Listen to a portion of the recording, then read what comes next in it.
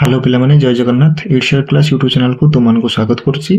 तो आम पढ़ुले problem of population जोटा कि जनसंख्यार समस्या। तुम प्लस टू फर्स्ट ईयर प्रथम परिच्छेद मु ऑलरेडी 4टा यूनिट कवर कर सारी। लास्ट यूनिट तुम जनसंख्यार समस्या तार वैशिष्ट्य विषय में पढ़ा। तो ता पूर्व मु जनसंख्यार प्रॉब्लम ऑफ पॉपुलेशन ऑलरेडी उपक्रम पढ़ी देती आउ तुम वैशिष्ट्य दुईटा मुझे डिस्कसन कर सारी। आज आम 3 नंबर वैशिष्ट्य आलोचना करवा जनसंख्यार घनता डेनसिटी ऑफ पॉपुलेशन। ओके, तो जो मैंने भी वीडियो नुआ अच्छे वीडियो को लाइक शेयर और सब्सक्राइब करने जमा भी भूलबानी। ओके, तो पढ़ा आज कौन ना जनसंख्यार घन घनता। से कौन जनसंख्या घनता कहले प्रति वर्ग किलोमीटर भूभाग में बसवास करुवा हाराहारी लोकों संख्या को बुझाए। से कौन कौन ना जो जनसंख्यार घनता बा डेनसिटी आम क्या कहवा ना गोटे प्रति वर्ग किलोमीटर एरिया रे प्रति वर्ग किलोमीटर एरिया रे जेतिक लोक बास करती ताके ही आम कौन कहवा ना जनसंख्यार घनता। से कौन देशर मोट जनसंख्या को मोट क्षेत्रफल द्वारा भाग कले जनसंख्यार घनता जना पड़े। से कौन आम भारत जेतिकी क्षेत्रफल है आउ जेतिकी जनसंख्या ये दुईटा कौन करा डिवाइड करा भाग करा जनसंख्यार घनता जना पड़ो। आउ कौन कौन ना यह देशर मनुष्य और भूमिर अनुपात को बुझाए। से कौन यह कौन करे ना देशर जो मनुष्य जी लोक रहिले आउ जो भूमि आमर अच्छी से दुटार अनुपात को बुझाए। बुझिपार देशर प्रत्येक एकक परिमाणर भूभाग को जो परिमाणर भार बहन करने को पड़ी था ताहा एथिरो स्पष्ट हुए। से कौन कौन ना प्रत्येक एकक परिमाणर भूभाग को केते परिमाण रे भार बहन करने को पड़ी था जनसंख्यार घनत्व आम जापर। तो जनसंख्यार घनत्व आम जापर। से कौन भारत में जनसंख्यार घनता 1951 मसीह 117 थिला बेले 2011 मसीह 382 को वृद्धि पाई। देख तुम गोटे सारणी देती 1951 रु 2011 मसीहा पर्यंत जनसंख्यार घनता टोटाल गोटे सारणी देती। तो चलो देखा कौन से सारणी अच्छी। देख ये तुमको एक सारणी 1.8 देती देख जनगणना वर्ष देती सहित जनसंख्यार घनता देती। देख 1951 तुम 117 थिला तो 2021 देख 2021 382 जनगणना अनुसार घनत्व के 382 बुझीपार। तो तुम ये देखिपार तो पूरा डाटा दी 1961 1971 1981 1991 आ 2001 सब तुमको डाटा दे देछि कौ वर्ष केते घनत्व जनसंख्या थिला। बुझीपार। तो नेक्स्ट हम देखिबा तुम जनसंख्यार घनता वृद्धि देश एक बड़ समस्या। से कौन कौन ये जो घनत्वटा बढ़ा घनताटा बढ़ा देश गोटे समस्या। कारण कौन यह देशर प्राकृतिक संबल उपरे प्रबल चाप सृष्टि करे। अच्छा जब लोक संख्या बढ़े घनता बढ़ो ताले कौन हम जो प्राकृतिक संबल आमर अच्छी जो संबल अच्छी से संबल पर कौन हम चाप पड़े अधिक रु अधिक संबल खर्च बुझीपार ना गोटे समस्या। 4 नंबर कहला बयस भित्तिक जनसंख्यार गठन 4 नंबर वैशिष्ट्य। से कौन बयस भित्तिक जनसंख्यार गठन पढ़ा है जोटा कि एज कंपोजिशन तुम्हें कहीपर। से कौन जनसंख्या को विभिन्न बयस वर्ग तथा 0 रु 14 वर्ष 15 रु 59 वर्ष देन 60 वर्ष ऊर्ध विभक्त करागले वयस्क भित्तिक जनसंख्यार गठन कहुए। जदि आम जनसंख्या को बयस भित्ति बयस वर्ग में भाग करदे 0 रु 14 15 रु 59 60 रु 60 अधिक विभक्त करदे कौन कह बयस भित्तिक जनसंख्यार गठन कह। जनसंख्यार प्रथम एवं द्वितीय वर्ग यथाक्रमे शिशु आउ वयस्क मान को नहीं गठित से कार्यक्षम नुहति। अच्छा मत 0 रु 14 वर्ष रही से कौन कार्य करती कि करती 60 वर्ष ताठू ऊर्ध रही से कार्य करती कि करती कार्य करती को माने 15 रु 59 ବର୍ଷ ଯେଉଁ ଲୋକମାନେ ରହିଲେ ସେଇମାନେ ହିଁ କାର୍ଯ୍ୟକ୍ଷମ। ବୁଝୁଛ? ତେଣୁ ଦ୍ୱିତୀୟ ବର୍ଗର ଲୋକମାନେ ହିଁ କାର୍ଯ୍ୟକ୍ଷମ ହେଲା। ତେଣୁ 15ରୁ 59 ବର୍ଷ ବୟସ୍କ ଲୋକମାନେ ହିଁ ଦେଶର ଶ୍ରମ ଶକ୍ତିର ଅନ୍ତର୍ଭୁକ୍ତ। ଶ୍ରମ ଶକ୍ତି ମାନେ ଏମାନେ ୱାର୍କ କରନ୍ତି, କାର୍ଯ୍ୟ କରନ୍ତି। ବୁଝୁଛ ତ? ତେଣୁ ଏ ଶ୍ରମ ଶକ୍ତି ଭିତରେ ଯିବେ। ତେଣୁ 15ରୁ 59 ବର୍ଷର ବୟସ୍କ ଲୋକମାନେ ଶ୍ରମ ଶକ୍ତିର ଅନ୍ତର୍ଭୁକ୍ତ। ସୁତରାଂ ବୟସ ଭିତ୍ତିରେ ଜନସଂଖ୍ୟାର ଗଠନ ଦେଶର ଜନସଂଖ୍ୟାକୁ କାର୍ଯ୍ୟକ୍ଷମ ଓ ଅଣକାର୍ଯ୍ୟକ୍ଷମ ଶ୍ରମ ଶକ୍ତି ମଧ୍ୟରେ ବିଭକ୍ତ କରିଥାଏ। ବୁଝିପାରୁଛ? ତେଣୁ ଜନସଂଖ୍ୟାର ଯେଉଁ ଗଠନ ରହିଲା ଜନସଂଖ୍ୟାକୁ କାର୍ଯ୍ୟକ୍ଷମ ଓ ଅଣକାର୍ଯ୍ୟକ୍ଷମ ଶ୍ରମ ଶକ୍ତି ମଧ୍ୟରେ ବିଭକ୍ତ କରିଥାଏ। ଦେଖ ଗୋଟେ ସାରଣୀ ତମକୁ ଦେଇଛି, ଜନସଂଖ୍ୟାର ଗଠନ ଦର୍ଶାଯାଇଛି ବୟସ ଭିତରେ ହେଲା। ଦେଖ ସେ କହୁଛି 1921କୁ ଲକ୍ଷ୍ୟ କର। 1921କୁ ଲକ୍ଷ୍ୟ କର। 0ରୁ 14 ବର୍ଷର ଲୋକ ସଂଖ୍ୟା 39.2, 15ରୁ 19 59.6, 60ରୁ ଉର୍ଦ୍ଧ୍ୱ ଏଠି ହବ 59 ହବ, ଭୁଲରେ ଲେଖିଛି 19 ହେଲା। 60 ବର୍ଷରୁ ଉର୍ଦ୍ଧ୍ୱ 1.2। ସେମିତି 2001 ଯଦି ଦେଖିବା ତାହେଲେ 32.3, 59.4, 8.3 ହେଲା। ଏ କଣ ନା ତୁମର ଯୋଉ ବୟସ ଭିତ୍ତିକ ରହିଲା ସେଠି ତା ଡାଟାଟା ତୁମକୁ ଦେଇଛି ବର୍ଷ ହିସାବରେ। ସେ କିନ୍ତୁ ସାରଣୀରୁ ତମେ ଜାଣିଲ କଣ? ଏଇ ସାରଣୀରୁ ଆମେ ଏହା ଜାଣିଲେ ଯେ ବହୁ ବର୍ଷ ଧରି ଭାରତରେ ଶ୍ରମ ଶକ୍ତିର ଅନୁପାତ ପ୍ରାୟତଃ ସ୍ଥିର ରହିଛି।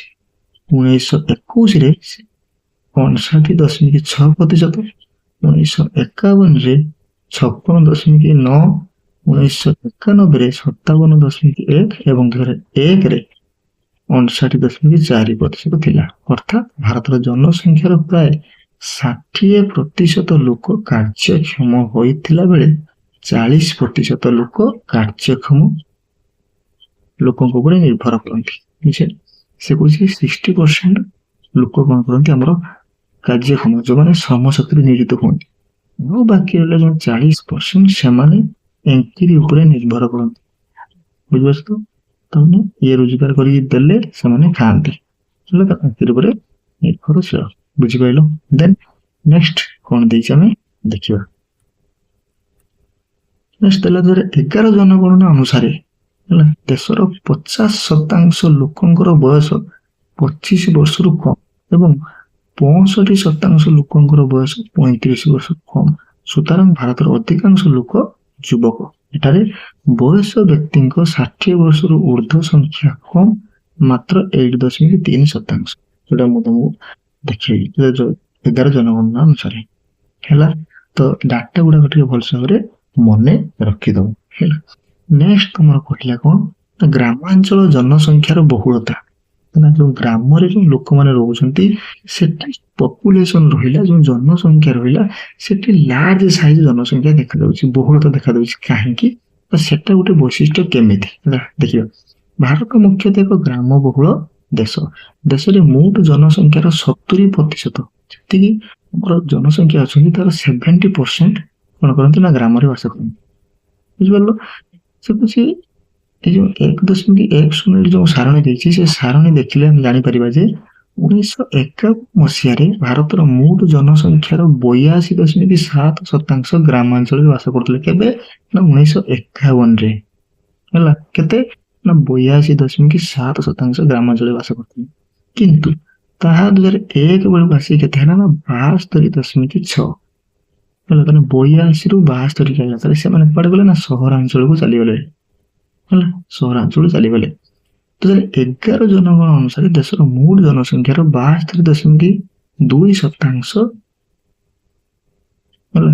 ଯୋଉ 72.2% 63,08,691 ଗ୍ରାମ ଏବଂ ଅବଶିଷ୍ଟ 27.8% 5,480ଟି ସହରରେ ବାସ କରୁଛନ୍ତି। ଶିଳ୍ପାୟନ ସହରାଞ୍ଚଳର ବିକାଶ ଯୋଗୁଁ ଗ୍ରାମାଞ୍ଚଳରେ ବାସ କରୁଥିବା ଲୋକଙ୍କ ଅନୁପାତ ହ୍ରାସ ପାଇଲା ହେଲା। ତେଣୁ ଉନ୍ନତ ଦେଶ ମାନଙ୍କ ତୁଳନାରେ ଏହା ବହୁତ ଅଧିକ। ଦେଶର ଅଧିକାଂଶ ଲୋକ ଗ୍ରାମାଞ୍ଚଳରେ ବାସ କରୁଥିବାରୁ ସେମାନଙ୍କର ମୁଖ୍ୟ ଜୀବିକା କୃଷି। ସୁତରାଂ ଭାରତୀୟ ଅର୍ଥନୀତି ମୁଖ୍ୟତଃ କୃଷି ଭିତ୍ତିକ ଅର୍ଥନୀତି ବୋଲି କୁହାଯାଏ। ବୁଝିପାରିଲେ? ଏବେ ତମେ ସାରଣୀ ସେଠି ତମକୁ ସବୁ ଡାଟା ଗୁଡାକ ଦେଇଛି, ଏଇ ଡାଟା ଗୁଡାକ ତମେ ପୁରା ଲେଖି ନବ। ପିଡିଏଫ ଯଦି ଦରକାର ତାହେଲେ ମୁଁ ଟୋଟାଲ ଏ ବିଷୟକୁ ପଢି ସାରିଲା ପରେ ତୁମର ଯୋଉ ପ୍ରୋବ୍ଲେମ ଅଫ ପପୁଲେସନ, ଜନସଂଖ୍ୟାର ସମସ୍ୟା ଆଉ ତାର ବୈଶିଷ୍ଟ୍ୟକୁ ପୁରା ପଢେଇ ସାରିଲା ପରେ ମୁଁ ତମକୁ ନୋଟ କରିକି ଦେଇଦେବି ହେଲା। ତ ସାରଣୀଟାକୁ ଟିକେ ଦେଖିଦିଅ। ସାରଣୀରେ କହିଛି କଣ ନା ଦେଖ, ଜନଗଣନା ବର୍ଷ, ଗ୍ରାମାଞ୍ଚଳ ସହରାଞ୍ଚଳ କେତେ, କୋଉ ବର୍ଷ କେତେ ଥିଲା ହେଲା। ଏଇ ଟିକେ 1951କୁ ଲକ୍ଷ୍ୟ କର। ଗ୍ରାମାଞ୍ଚଳରେ ଥିଲେ 82.7, ସହରାଞ୍ଚଳରେ 17.3। 61 ଦେଖ ଧୀରେ ଧୀରେ ଇଏ କଣ ହେଲା ନା 81 ରହିଲା, କମିଲା, ଇଏ ବଢିଲା। ଦେନ୍ 71କୁ କମିଲା, ଏମିତି କମି କମି କମି କମି ଆସିକି 2011କୁ 72.2 ଧରିଲା। ସହରାଞ୍ଚଳ ଲୋକ ସଂଖ୍ୟା 27.8। ହେଲେ ବି କଣ ହେଲା ନା ଗ୍ରାମାଞ୍ଚଳରେ ଲୋକ ସଂଖ୍ୟା କମି କମି ଆସିଲେ, ଯାହାଫଳରେ ସହରାଞ୍ଚଳ ଲୋକ ବଢିଲେ। କାହିଁକି ବଢିଲେ ନା ଶିଳ୍ପାୟନ ହେଲା, ରୋଜଗାର କରିବା ପାଇଁ ଗଲେ, ବୁଝିପାରୁଛ ତ, କାର୍ଯ୍ୟରେ ଲାଗିଲେ। ତ ସେଥିପାଇଁ ଧୀରେ ଧୀରେ ଗ୍ରାମାଞ୍ଚଳ ସହରାଞ୍ଚଳ, ତଥାପି ଦେଖ ଗ୍ରାମାଞ୍ଚଳରେ ଅଧିକ ଲୋକ ବାସ କରୁଛନ୍ତି। ତେଣୁ ଯେହେତୁ ଗ୍ରାମାଞ୍ଚଳରେ ଅଧିକ ଲୋକ ବାସ କରୁଛନ୍ତି, ଗ୍ରାମାଞ୍ଚଳର ଜୀବିକା ହଉଛି କଣ ନା କୃଷି। ସେଥିପାଇଁ ଆମେ କଣ ଭାରତ ଏକ କୃଷି ବହୁଳ ରାଜ୍ୟ ବୋଲି ବା ଦେଶ ବୋଲି କୁହାଯାଏ। ବୁଝିପାରିଲ? ନେକ୍ସଟ ଆମେ এই 3ଟା ବୈଶିଷ୍ଟ୍ୟ ପଢିଥାଉ। ନେକ୍ସଟ ଆମେ ପଢିବା ନ୍ୟୁନ ଲିଙ୍ଗାନୁପାତ। ନା ଆଜି ପଢିଦବା ନ୍ୟୁନ ଲିଙ୍ଗାନୁପାତ, ଆଜି ପଢିଦବା। ଦେଖ ନ୍ୟୁନ ଲିଙ୍ଗାନୁପାତ ସେକ୍ସ ରେସିଓ, ସେ କହୁଛି ପ୍ରତି ହଜାର ପୁରୁଷ ପିଛା ନାରୀ ମାନଙ୍କର ସଂଖ୍ୟାକୁ ଲିଙ୍ଗାନୁପାତ କୁହାଯାଏ। ସେ କହୁଛି ପ୍ରତି 1000 ପୁରୁଷରେ କେତେ ସ୍ତ୍ରୀ ରହୁଛନ୍ତି ହେଲା। ବୁଝିପାରୁଛ, ତାକେ ଲିଙ୍ଗାନୁପାତ କୁହାଯାଏ, ସେକ୍ସ ରେସିଓ କୁହାଯାଏ। ଭାରତରେ ନା 1000 ପୁରୁଷ କେତେ ସ୍ତ୍ରୀ, ସେଇଟା ହଉଛି ତମର ସେକ୍ସ ରେସିଓ ବା ନ୍ୟୁନ ଲିଙ୍ଗାନୁପାତ। ଭାରତରେ 1901 ମସିହାରୁ 1991 ମସିହା ପର୍ଯ୍ୟନ୍ତ ଲିଙ୍ଗାନୁପାତ କ୍ରମାଗତ ଭାବରେ ହ୍ରାସ ପାଇଛି। କେତେ ମସିହା ନା 1901ରୁ 1991 ମସିହା ପର୍ଯ୍ୟନ୍ତ ଲିଙ୍ଗାନୁପାତ କ୍ରମାଗତ ଭାବରେ ହ୍ରାସ ପାଇଲା। ଉଦାହରଣ ସ୍ୱରୂପ 1901 ମସିହାରେ ଲିଙ୍ଗାନୁପାତ 972 ଥିଲା ବେଳେ, 972 ମାନେ 1000 ପୁରୁଷରେ 972 ହଉଛି ସ୍ତ୍ରୀ। କେତେ ଥିଲା କେବେ ନା 1901ରେ।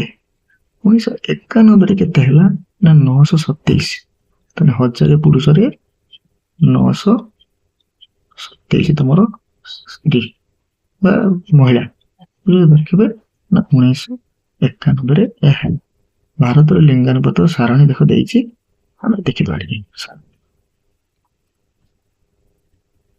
ଦେଖ ଏଠି ଦେଇଛି 1901ରେ ତମକୁ ଦେଇଛି, ଦେଖ ପଢିକି ଆସିଲେ। ଏବେ 2011 ଦେଖ, ଏଇଟା ଡାଟାକୁ ମନେ ରଖ। 2011 ଦେଖ 940 ହେଲା। ତାହେଲେ ସେକ୍ସ ରେସିଓ କେତେ ଅଛି 2011 ଅନୁସାରେ 1000 ପୁରୁଷରେ 940 ମହିଳା।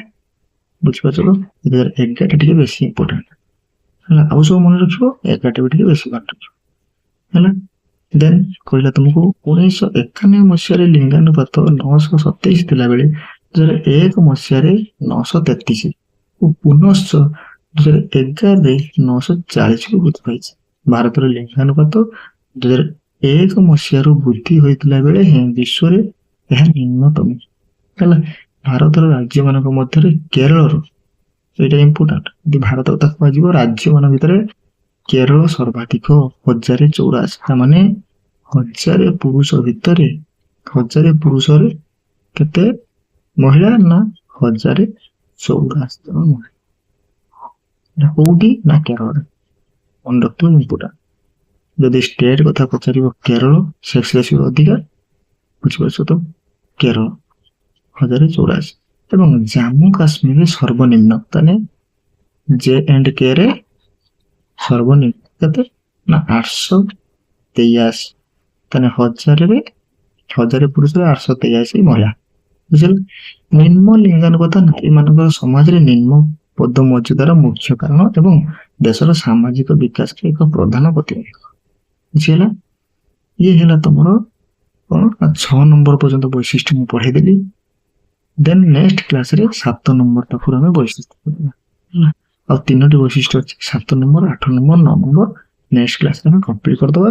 ମୁଁ ଏଇଥିପାଇଁ ଅଳ୍ପ ଅଳ୍ପ ପଢଉଛି ସେଥିପାଇଁ ତମେ ଯେମିତି ବୁଝିପାରିବ ଆଉ ଭିଡିଓ ଲମ୍ବା ନ ହଉ ଯେମିତି ବୋରିଂ ହେଇଯିବ ହେଲା। ଏ ପାଠ ଟିକେ ବୋରିଂ ବୁଝିଲେ ତମେ ଆରାମସେ ବୁଝିବ ବୁଝିପାରୁଛ। ତେଣୁ ଯଦି ବି କୋଉଠି ଡାଉଟ୍ ହବ ବୁଝି ନ ପାରୁଛ ମତେ ନିଶ୍ଚିତ ଭାବେ କମେଣ୍ଟ ସେକ୍ସନରେ ଜଣେଇବ, ମୁଁ ବୁଝିବା ପାଇଁ ଚେଷ୍ଟା କରିବି। ଆଉ ନୋଟ୍ यार ମୁଁ ପୁରା ବୈଶିଷ୍ଟ୍ୟ ପଢି ସାରିଲା ପରେ ନୋଟଟିକୁ ଟେଲିଗ୍ରାମ ଚ୍ୟାନେଲରେ ଦେଇଦେବି।